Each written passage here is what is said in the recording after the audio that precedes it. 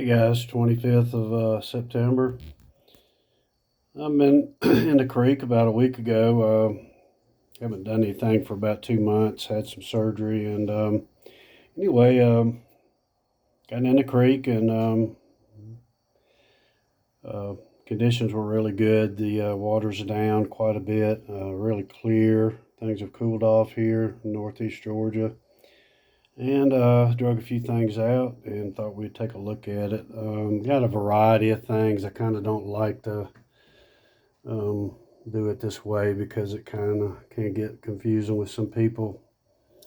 I kind of like to normally do light tools. But anyway, let's get going, and we will look at a few things here.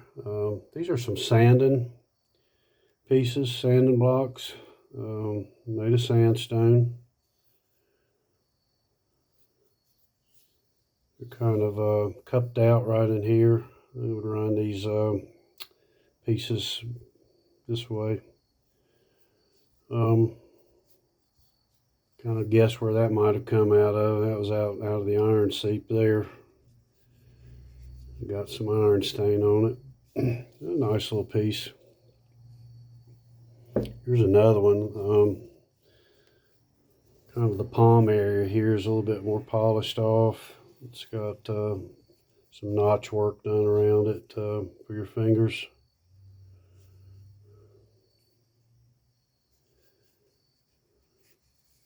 Real gritty right there. You can kind of see how it's concaved. We'll run these things across poles. Remove the bark.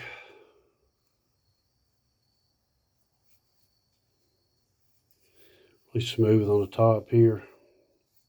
Polished. Here's I don't know, this is more of kind of a grinder, pestle type tool. Really a lot of wear right in here. Really nice material. It's that tiger stone. This is staining in here. Chip work in here. A little bit of polishing. Staining up here. That's where they really ground it. Almost maybe could have been a little bit into a bit of a mortar, maybe. I'm not sure.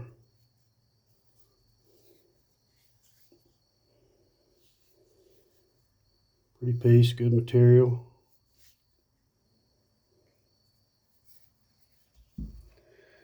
It's kind of a flat grinder here. Quartzite.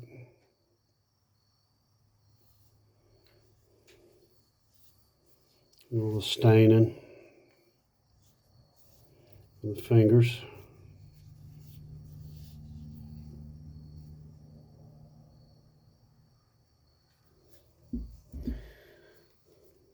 This little polishing piece here. Little finger held piece.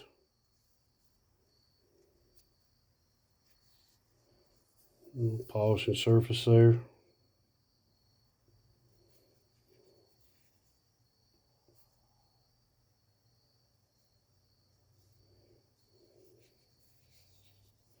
One of the big things I look for is the staining on these rocks. And this is from the fingers with the oils, the natural oils in your finger and your skin, kind of mixed with the dirt and oils from grains and nuts. Eventually it permeates into this stone.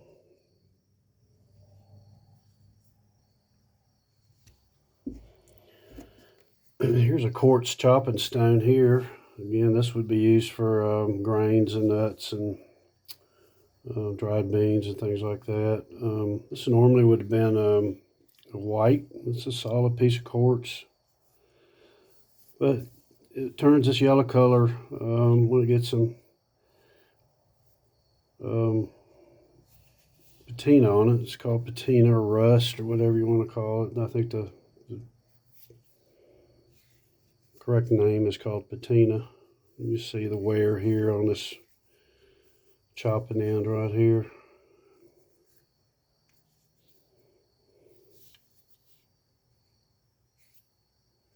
Got a little break right there.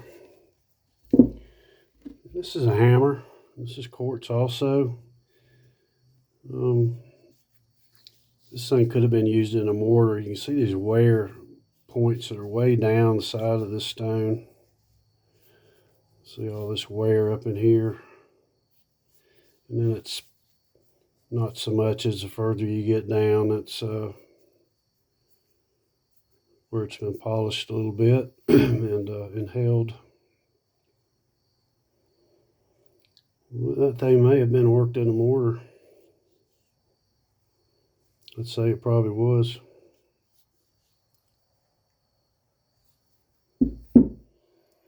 This is a real interesting piece. Can't say if I've ever found anything quite like this before. It's almost like it's real heavy material. It's almost like iron ore or something. It's real gritty.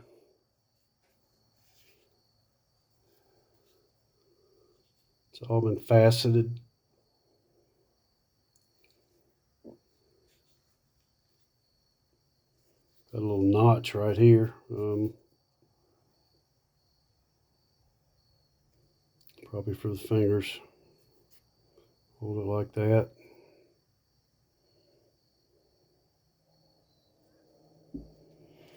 It's probably the best find I had. Right here is a really pretty piece of black stone grinder. Really well worked, polished. Got a little bit of quartz kind of layered on the top here. This piece would have been held like that actually. Really nice museum quality piece actually. Don't find too many like that in that good a shape. That was buried in a real slow water area, kind of going up to the ankle break where I found that. Yeah, you look at this piece and you're going like, this isn't anything. If you look around the edges, natural stones that don't get that way. It's been chipped all the way around the edge on this stone. Kind of a hump here that's been left in it. You flip it over and it's just smooth as glass here. You see the wear around the edges here.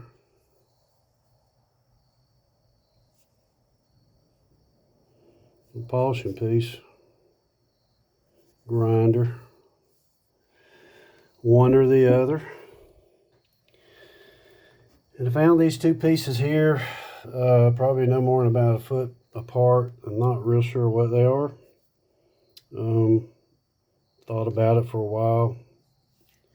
They could be club heads. They could, this end here could have been inserted into a stick, a large stick, and maybe made into a club end. It's a granite piece here. And this is a quartz piece here. See where it's been layered, chipped down here. Same thing.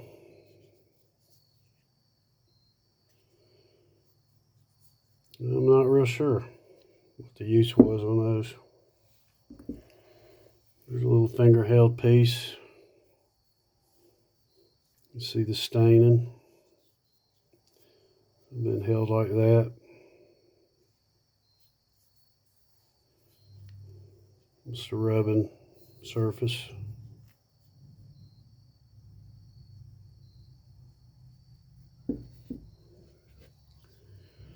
This is a shave. And then we just run this thing across poles and shafts and remove bark off with this tool here. Really nice piece of quartzite. Highly crystalline, really nice material. I don't see this around very often. Occasionally I'll see this material, but I think it comes from pretty far away. I'm not sure. I don't think it's a local.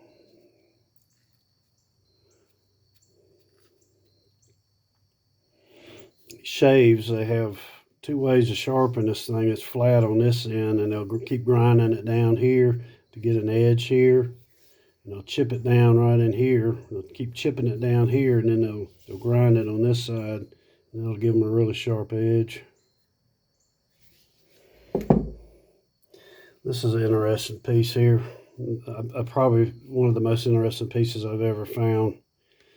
But anyway, this thing is just full of garnets. They have chipped this thing all the way around, exposing all these garnets on this piece.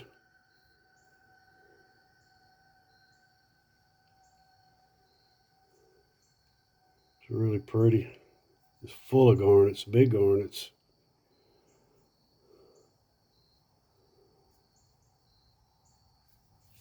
It's a grinder. It's a grinded surface.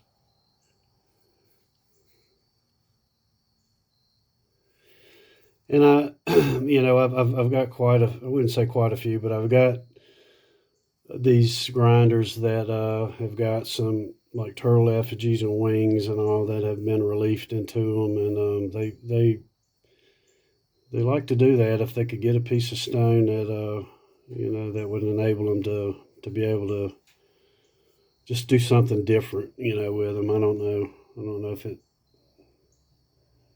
just got bored or what it is, but anyway, pretty neat piece. It's a left-handed grinder. That's where your thumb would go. Really good shape. Got a little blue granite on the top. Kind of transitions into a bit of a sandstone here on the bottom.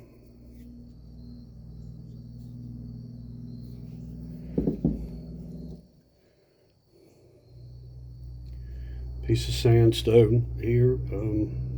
A really nice little piece, finger-held piece.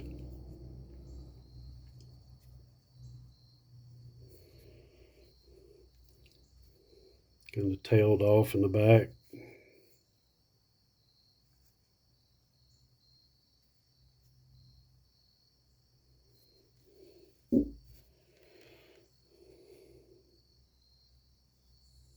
A little piece here, polishing piece. So these pieces they would use to, when they're working on the bigger tools to help polish, or a lot of times they would work off pottery. Some of the pottery that they finished up would have some sharp edges on it, and they would use these pieces like that to smooth down the pottery once it firmed up some. It's a nice grinder here too. It's been chipped all the way around.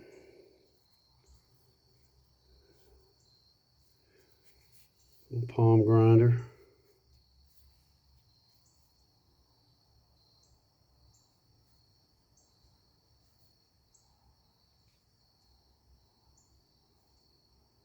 That's the grinded surface.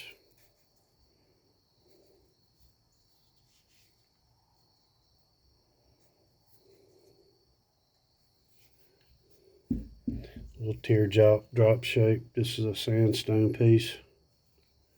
It came out of the iron seep. It's been chipped on that side. See the stain in there.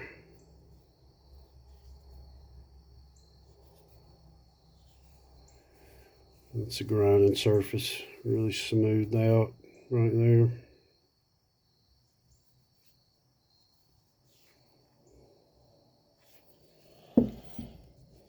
Sandstone piece here, really heavy.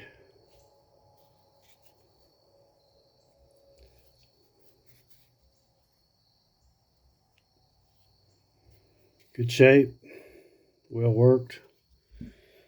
Here's one made of granite.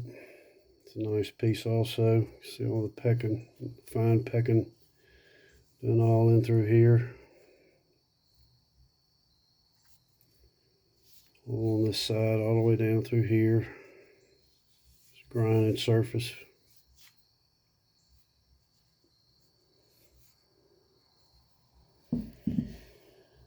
And last but not least, this is a pottery trowel here. It's an old piece here. So this tool here would be used to press clay on the inside of a basket And then they would burn the basket away to make a pot, a clay pot.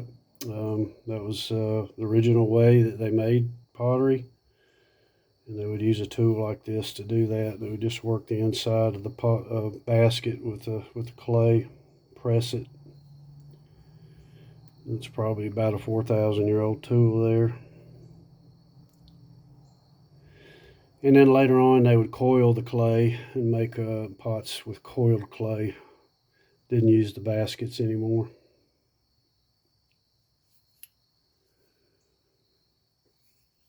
Oh, one last piece. I missed this. This one, no doubt in my mind, they were cracking walnuts with this thing. There's a lot of stain on this piece. I mean, very much. I mean, it really caked in here. It's a walnut husk stain. It's a surface there that they probably cracked them with and ground a little bit with them.